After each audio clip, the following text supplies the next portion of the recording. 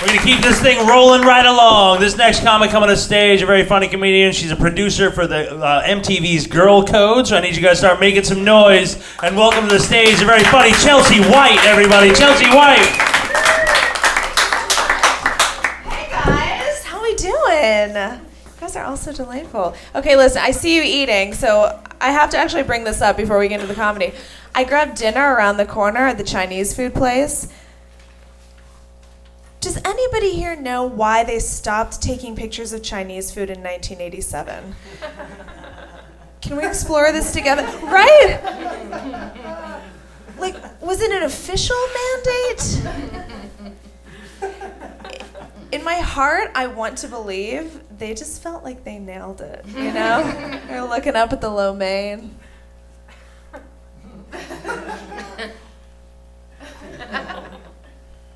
But probably it was like a budget thing. If we're gonna be honest with ourselves, which we want to be. You guys, I love eating. I'm hungry all the time. One of the times I'm the most hungry, I find weirdly right after sex. You guys feel that? Anyone? No? Come on, the sex munchies. I feel like it's a real thing that we don't want to talk about. I can't figure out why is it? Is it like because like I work up such an appetite during the act? Or because I feel so empty inside after.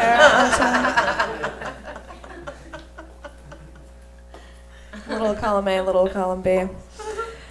Oh, you guys. I'm not a very sexual person, okay? I want to put that out there. It's not, what's that statistic the ladies will know? The guys think about sex every 6 or 7 seconds. What is it, 7 seconds? Something crazy like that? Let me take a minute to walk you through my personal daily thought process. It's a 4-part cycle, okay? It starts like this. What am I gonna eat today? When am I gonna eat it? What did I eat before? Cats. And that's not, I know it's confusing, but that's not an answer to any of the previous questions. That's just like an independent thought I have about cats within the cycle. I'm a cat. Do we have cat people in here? Any other cat ladies? Yeah, cat ladies and cat gentlemen. Yeah. I'm definitely a cat lady because I am single and live alone with my cat. But what pisses me off is that people want to like make cat lady a negative thing. I don't understand where it got a negative connotation because I don't know if you heard the definition, but I'm living alone, supporting my cat all by myself, you guys. Cat ladies, doing it for ourselves. I want to take that word back, and cat gentlemen. Cheers to you, sir. All the good cat gentlemen in the world. I have cats because I don't want kids. It's just my personal feeling, trying to keep this a Merlot-only zone from future into all points and into the infinite future. But the thing that my friends can't really get on board with is that they're having babies and I'm not, and they think I'm feeling left out. They're always telling me, Chelsea, you're gonna change your mind. Like, why are you threatening me? We were having a nice conversation. And you're trying to scare me. But what really upsets me is the reasons that they tell me I have to change my mind. This is the 2 top that I get all the time. Number 1, Chelsea, if you don't have a baby, I'm just concerned you're gonna be bored all the time. Right? I'm like, okay, just because I might be bored once in a while, still probably not a reason to create an item on my to-do list I can never check off, right? Yeah. Thank you. In the back, I see you.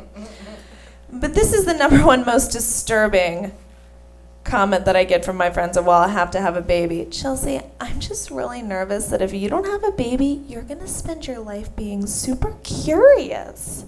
Like, aren't you just curious? What a little Chels would be like? Don't you want to know a little Chels? They make that voice too, it's real weird. Can we all agree collectively that curiosity may be the world's worst reason to make a permanent life choice? I'll put that out there. And I'm not like saying I've never done anything because I was curious, but here's the difference. I don't have to eat cat food every day for the rest of my life. Am I right? It's the one time. You feel me? I was regretful. I just put it back in Mr. Meowington's dish where I found it, and I walked away. You can't do that you can't just leave a baby in Mr. Meowington's dish, you guys. Because where would Mr. Meowington eat? That's like a terrible way to treat a cat. I'm doing whatever I need to do to fend off the babies. I'm like popping the morning after pill like a multivitamin. You guys. I can't believe you guys think that I would actually take the morning after pill every day. Nobody can afford that. That's absurd. That's not an economical form of birth control. I do though, I'm on the monthly birth control, which is the worst because as you ladies know, it makes you crazy. And it doesn't matter no matter what, there's all the brands and the types. And you have to find the one that doesn't make you crazy, but newsflash, they all do. I've tried 6 or 7 brands at this point, and they're all making me a different shade of crazy. The first one, I'm moody and irritable. And the second one, I'm sad about everything. The third one, I was like Britney Spears, the bald years. I don't know how to describe it. And I refuse to write a more topical reference for that joke because I still believe in Britney Spears, the bald years. It'll never be #neverforget. So finally, on my 6 or 7 brand, I go to my gynecologist and I'm like, listen, doc, what are my options? What else could I consider at this point? And she's like, well, Chelsea, this is your 7th brand, so maybe we could consider you just might be a crazy bitch because let's be honest, over under. And also, P.S., the last brand I prescribed you, they were Tic Tacs, okay? So I want us to just and you were still. P.S., go home and take a pregnancy test. And call your lawyer.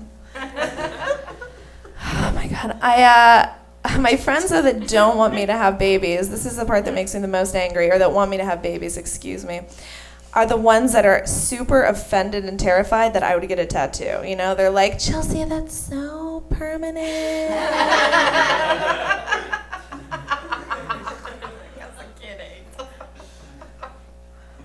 Right, well, my tattoo is not going to have a tantrum in the middle of a Kmart, so I feel like I still came out on top on that one.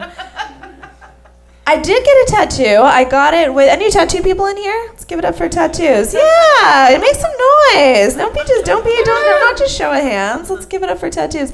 I got this with my 2 best friends from college. It's each of our 3 initials because we're gonna be friends forever. I never know why that's funny to people, but. We actually had been talking about it for a while, but may or may not have been 6 margaritas in when we finally did the deed. So it's 2 in the morning. I'm so excited. We're laughing, stumbling out oh my God, I can't believe we did it. And I was like, you guys, let's celebrate. Let's get ice cream.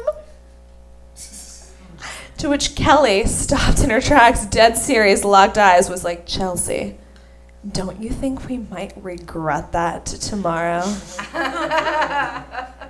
It's 2 in the morning and I did not go to Pilates. I'm like, right.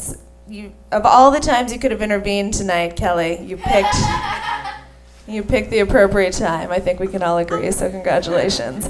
I've gotten myself into more than one troublesome scenario when I drink. I've tried to actually rein in the drinking recently because it became obvious that the only way I could answer the question, Chelsea, what did you do last night, is if I began my answer with the phrase, okay, so apparently, let me tell you what I heard. When I drink, I think the worst problem I have in my alcoholism is I become a terrible matchmaker with food. You guys been there where you're just like, suddenly 6 or 7 Bud Lights in, like all the food that you love individually probably would be great together, right? Like, oh my, Pop-Tarts? Have you met Salsa?